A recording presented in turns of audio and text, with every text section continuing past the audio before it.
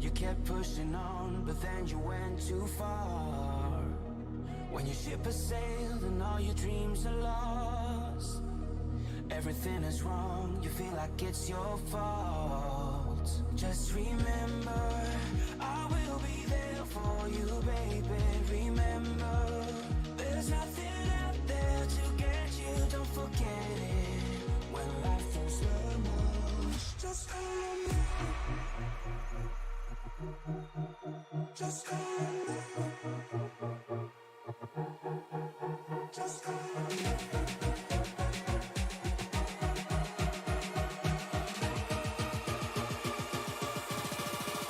Just call on me.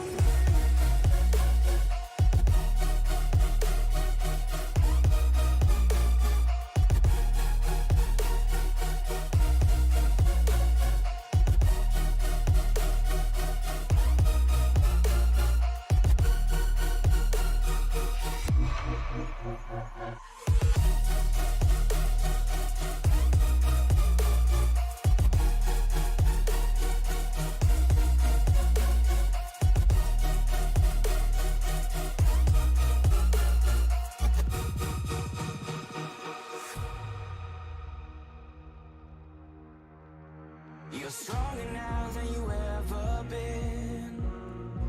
You gotta leave now, it's time to catch the wind. You will climb up high and look through the clouds. And when you're feeling low, I know you'll bounce back. Oh, and just remember, I will be there for you, baby. Remember, there's nothing out there to get you, don't forget it.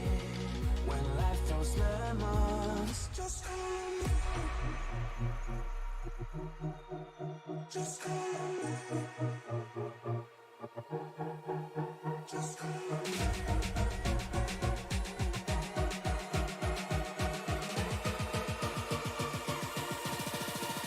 Just call on me.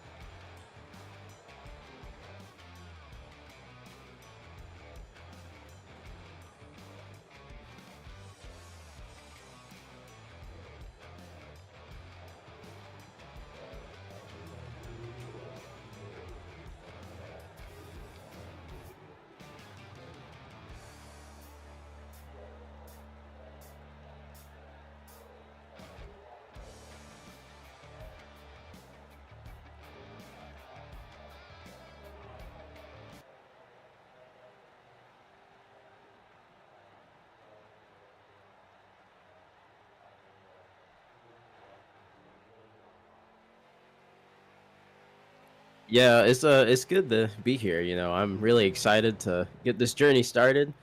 Um, yeah, I'm just ready to see what the night holds, and yeah, I'm ready for a good night of racing here.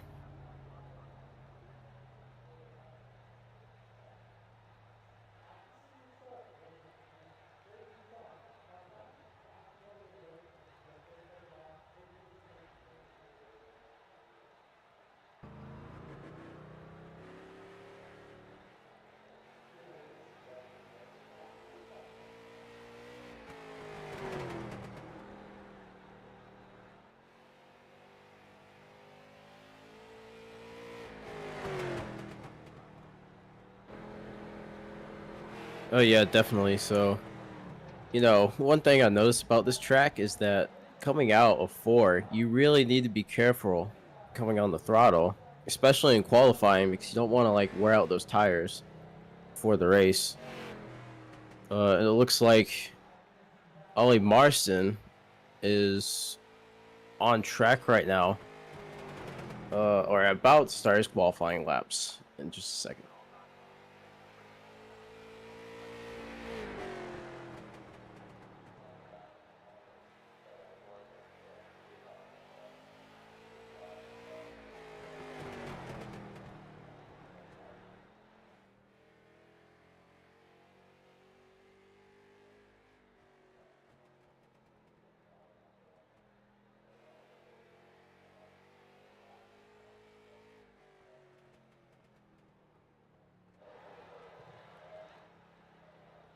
Oh yeah, definitely. Now I noticed too that these guys like to run not really on the wall on the backstretch coming out of one. Not as much as I thought they would here at this track, because in person, what I've seen from this track is that they will run the wall as close as they can, then they'll kind of like throw the car like into one, and then kind of get it settled into two so they can power out of the corner onto the front stretch.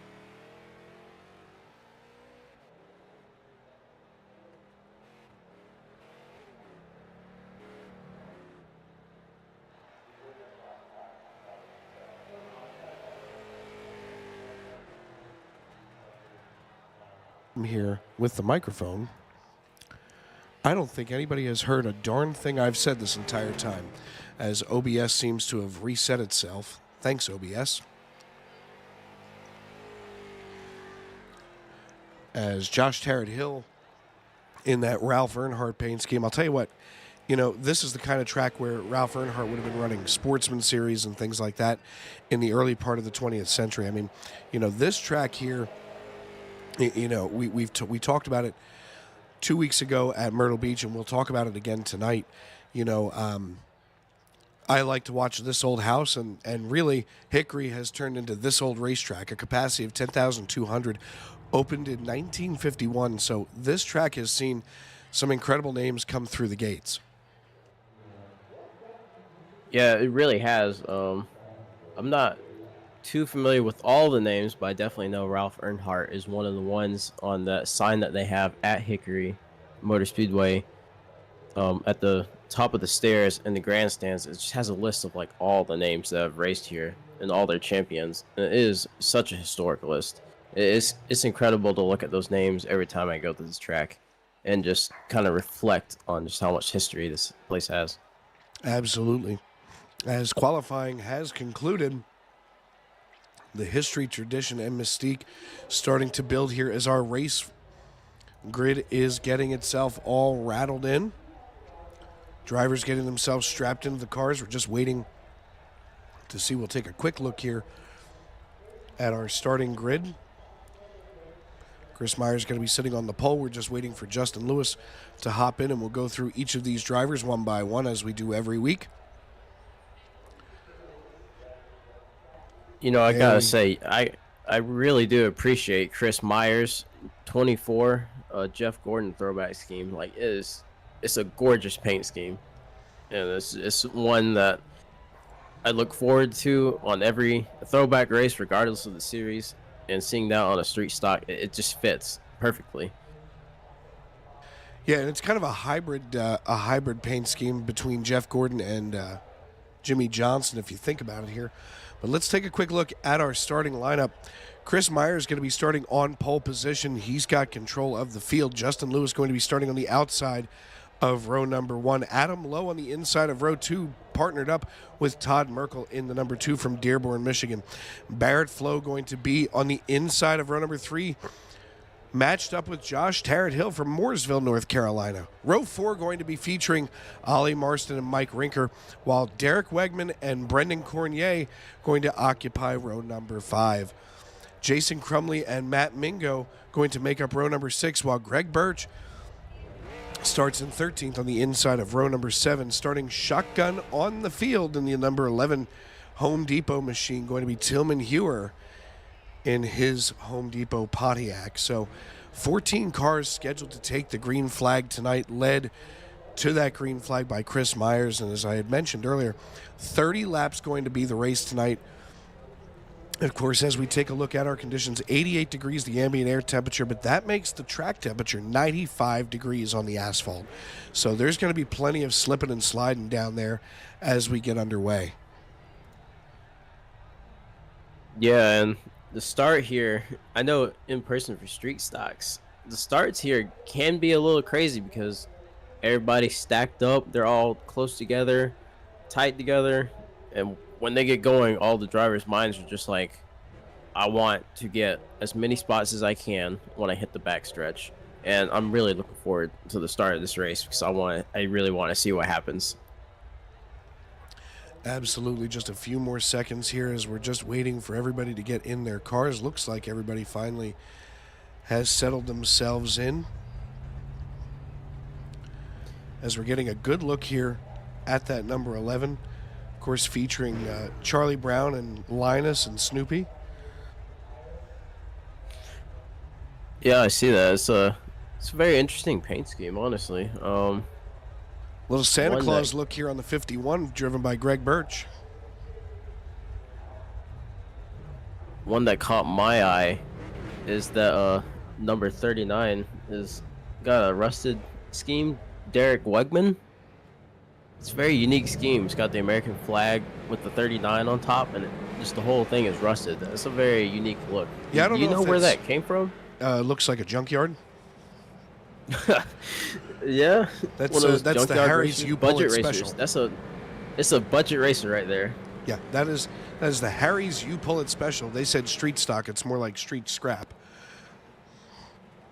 Hey man, whatever you got to do to get on the racetrack, I respect it. That takes a lot of talent to be able to create that paint scheme too.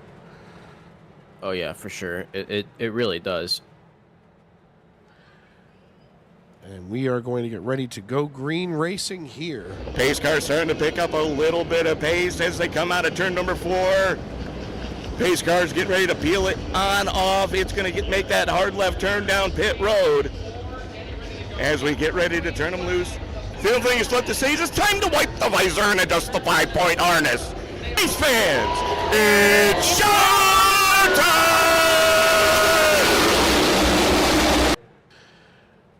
And of course, we just got fall started. As we thought we were going to go green flag racing, the iRacing.com pace truck lights were out. Maybe we'll try it again this time around as the iRacing.com pace car dives down pit road. Ladies and gentlemen, grab some popcorn, call a friend, settle in. We're green flag racing from Hickory. Yeah, good start so far going into turn 1. 24 and the 7 side by side right now.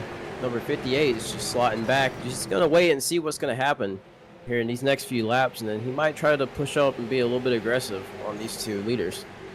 Double file, plenty of real estate back here, but they are double file right now. That Mike Rinker in a throwback to Ward Burton back when he won the 2002 Daytona 500. He's currently trying to charge forward as he's already lost one spot. He's got to recover and get around Derek Wegman in the 39. Of course, that Harry's U-Pullet Special paint scheme, as we were just talking about a moment ago. A pretty clean start here for this league tonight. Oh yeah, for sure. And as here we're seeing right now, the 58 and the 7 are kind of going at it right now. I noticed that number 7 is a little loose going into 1 because we have a caution on track.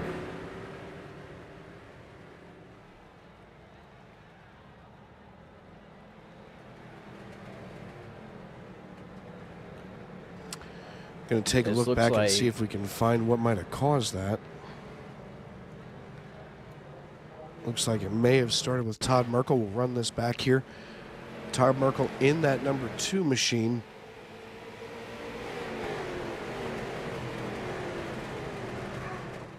Just waiting to see what... Oh, there he is.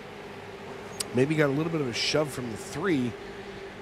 That sent him down, and as he came back up onto the racetrack, looks like he caught the 39. Yeah, it's just one of those racing incidents that happens on short tracks. You know, really gotta. It's one of those things. It's one of those things. Now, just as a key to our viewers here, the caution laps do not count in this league. So every lap that we're under caution, we're not actually counting down toward the checkered flag. However, what they do to try to speed things up here is that if nobody comes down pit road, they will go to a 1 to green situation, or once everybody has rejoined the field, they'll go to a 1 to green situation.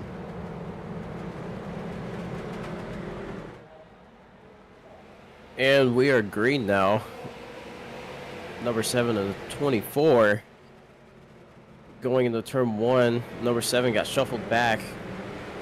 Looks like Josh got pushed up a little bit on the outside.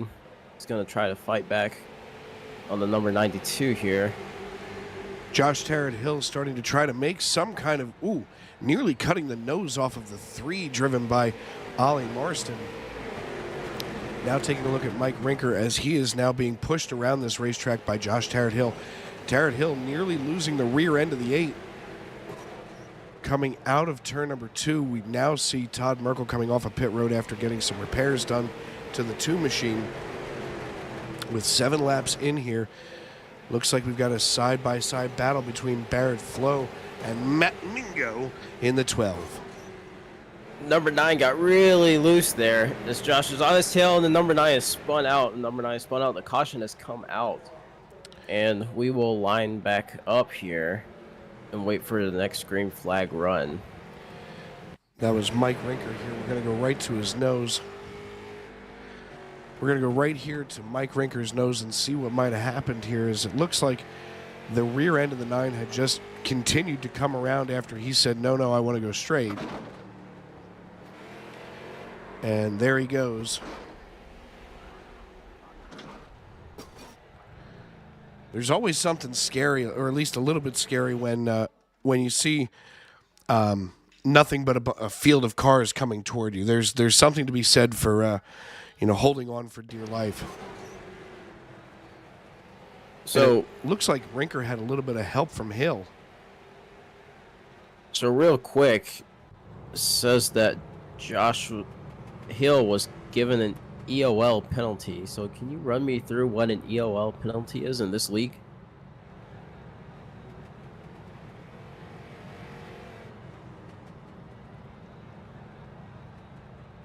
Okay, and let's see. I'm looking at starting a lineup as we got one person. It looks like that was Todd Merkel. He's going to get like a wave around, trying to catch back up to the lead lap on this lineup before we go green.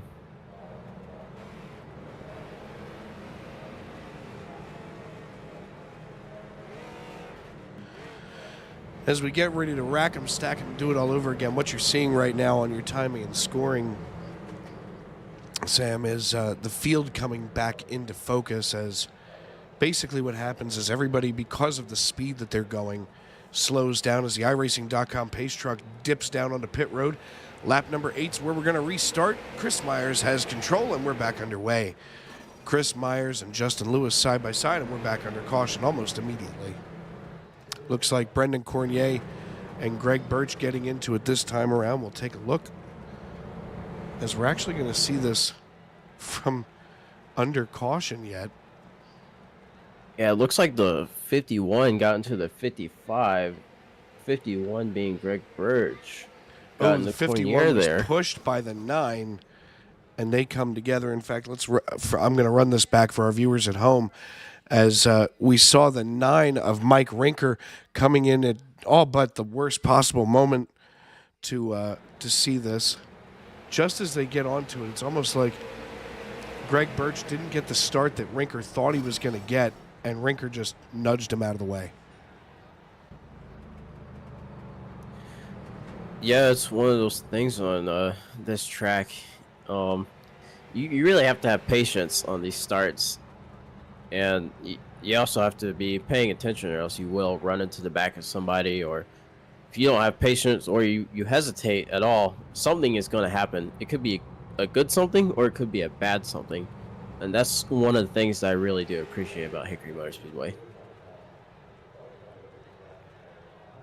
Absolutely. I mean, Hickory here has become, kind of synonymous with history and the things that NASCAR has done, where so many of the tracks that we have in our library on iRacing.com, are literally immortal at this point. Although Hickory no longer on the full-time NASCAR schedule, at least in the top 3 series that everybody's familiar with, Hickory still plays host to, of course, the Whelen Southern Modified Tour, the Pro All-Stars, the Super Late Model Series, the Cars Tour, the Easter Bunny 150. There's still a lot of part-time things that go on here at Hickory. And I was talking about it 2 weeks ago with some of our drivers. I'm from the north. I'm a Yankee, and I'm trying very hard not to say Hickory, because in the south it's Hickry, Hickory. See, I didn't know you're supposed to say it like that. I've just call it how I read it, like this Hickory Motor Speedway. I'm from the south, and we are going green again. Single file. Yeah. Chris Myers leading into turn 1. Yeah, I listen to a lot of NASCAR podcasts and things like that, and everybody seems to cut out that OR, and it's suddenly just Hickory. It's incredible. Oh yeah, for sure. It's that accent you got to it. It's the number 7 of Justin Lewis. It's getting a little loose in the rear going into some of these turns here. It's like every other time he tries to throw the car in, the rear kind of like gets loose, and he goes not sideways, but starts to, and just snaps it back. Well, there's a lot of torque at the rear end of these street stocks. You don't really think about it, because of course these are some of the big boats of auto racing. But whoa, here goes the 12. Speak of the devil. You start to see, those rear ends stepping around just because of the amount of torque that's in that rear. Oh yeah. It's one of those things. I've never driven these in person. I know a few people who I used to race with on iRacing who've actually raced these actually here at this track and other tracks around the local area in North Carolina, and they say that these cars are like very very physical to drive, especially the longer races, the 50-lap races that they do. Like, these cars are no joke. These are like true race cars. Oh yeah, short track racing. Oh yeah, I mean, from especially having driven it with a direct drive wheel, they are heavy to drive. And the simulation is pretty accurate from what I understand. They're heavy like an old Buick, where they're definitely built to not roll or do anything crazy. Yeah, you really have to. With this one of those cars, if you're driving a direct drive, because I used to have a direct drive setup before I went back to a simple setup. It's one of those cars where you have to have your hands on the wheels at all times. Like, if you're not driving the car and you let the car have control, like it's gonna do what it wants to do. You always have to be in control of this car. Yeah, on a track like, let's just say, for instance, Talladega, where you're holding it open, you come out of turn 2 at Talladega and you kind of let it walk out of 2 on the transition between the turn and the backstretch.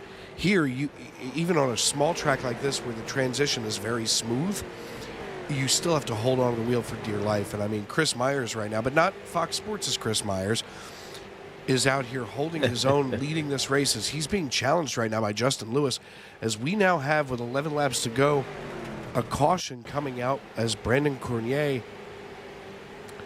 may have gotten that MGD machine a little sideways. Folks, this is throwback night here in the SCL series, so if you have a favorite paint scheme, let us know, as here goes Cornier around the bend, and as I had said, turn 4, kind of a calamity corner situation.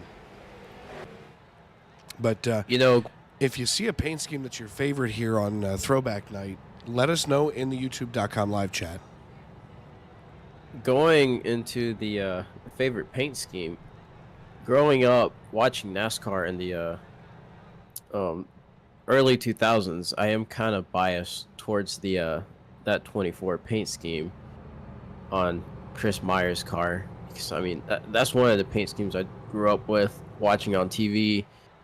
Like, Jeff Gordon was one of my favorite NASCAR drivers, especially going into the COT era of NASCAR, COT, Car of Tomorrow. It was one of my favorites. I still have about like 6 die casts with that paint scheme on it lying around somewhere.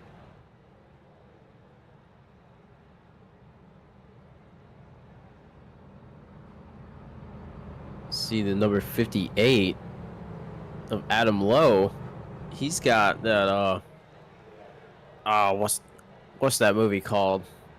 Days of Thunder, sir. Yeah, Days of Thunder. I don't know why it slipped my mind. It's probably because I was watching Talladega Nights earlier in the day, and I don't know why I have my head stuck on Talladega Nights, and I was like, what's the other one?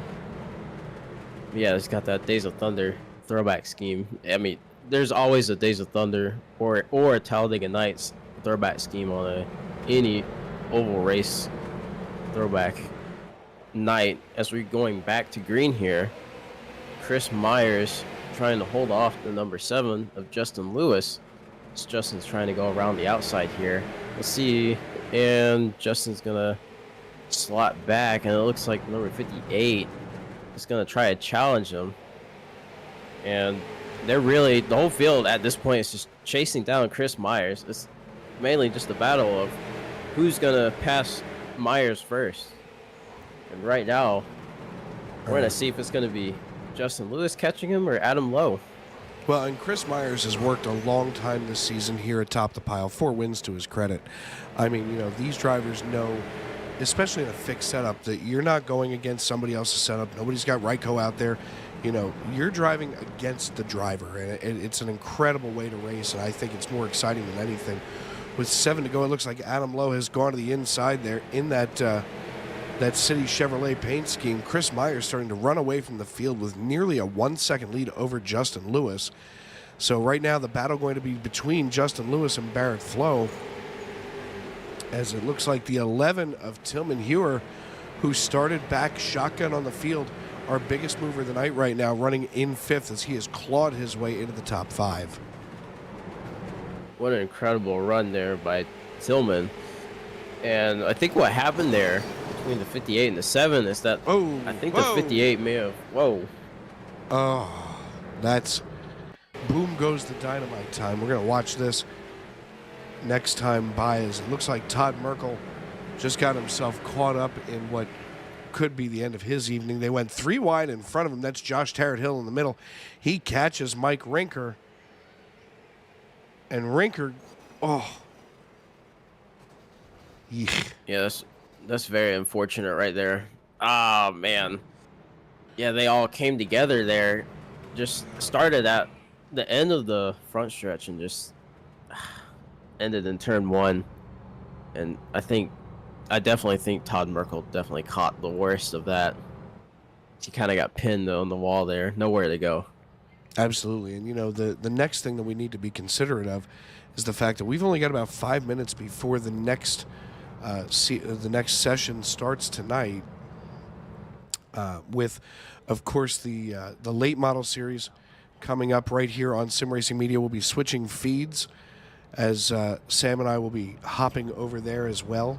So pretty much as soon as we go checkered flag here, we're going to flip over to the next feed. You'll have to keep an eye on that right here on Sim Racing Media. If you haven't done so already, make sure that you subscribe and turn on those bell notifications, and let us know that you're watching. That way, as soon as you turn those bell notifications on, you can get told every time we go live right here on SRM. As we've got just about 7 nights, it's 6.5 nights right now of racing action here on Sim Racing Media. As the iRacing.com pace car truck lights turn out, that means that we'll be going back green flag racing as our standings are going to recycle themselves. Single file. The back stretch behind the pace truck. Chris Myers in the lead. Getting ready. And green flag. Number 7 was looking, but he's not going to be able to get it off the bat. He's going to try to go around the outside. Definitely not going to make it. He's right there, right on Chris Myers. He is trying. Justin Lewis is. I'll tell you what, there's going to be Looks some like contact between the 92 and the 7. That's Barrett Flo and Justin Lewis, as Justin Lewis is harassing the rear bumper of Chris Myers. As right now he's looking to see if he can shove Myers down the backstretch and into turn 3 as they roll out of 4. The popsicle stick's going to go in the air. We're two to go. Justin Lewis is really, like, he is driving, like, truly driving this car, trying to get close to Chris Myers and maybe set up a pass, as he is not going to be able to, I don't believe.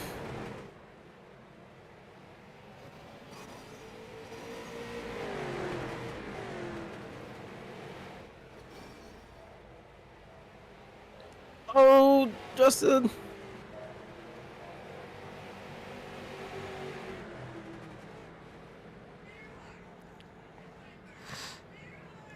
That was a very dominant performance by Chris Myers. And he did get a little loose there on the last lap, but so did Justin Lewis, so it kind of balanced it out there in his favor for him to capture that checkered flag.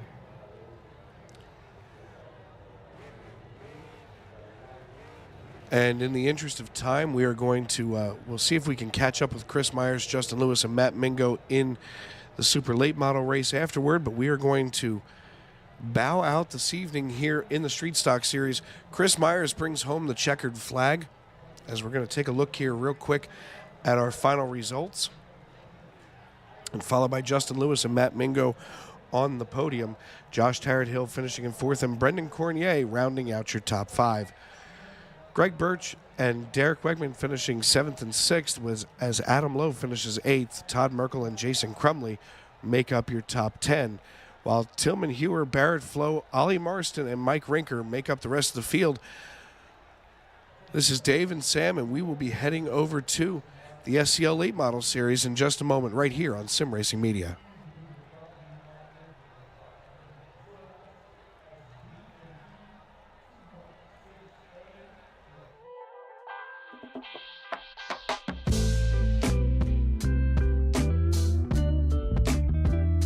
I see.